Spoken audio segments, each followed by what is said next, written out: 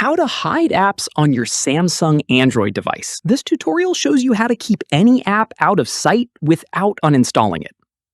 First, open the Settings app on your Android device. Scroll down and tap on Home Screen. From there, scroll down and tap on Hide Apps.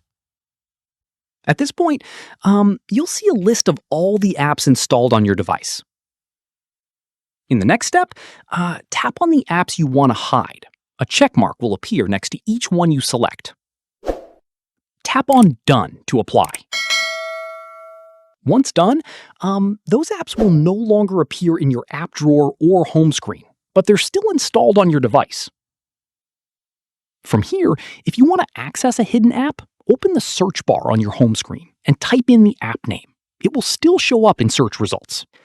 If you ever want to unhide an app, go back to Settings, tap on Home Screen, tap on Hide Apps, deselect the app, and tap Done. Finally, keep in mind that hiding apps on Samsung only removes them from view. It does not lock or password protect them, so anyone who knows where to look can still find them through search. And that's it. If this guide helped you hide apps on your Samsung, give it a like, subscribe for more Android tutorials, and tap the bell icon for updates.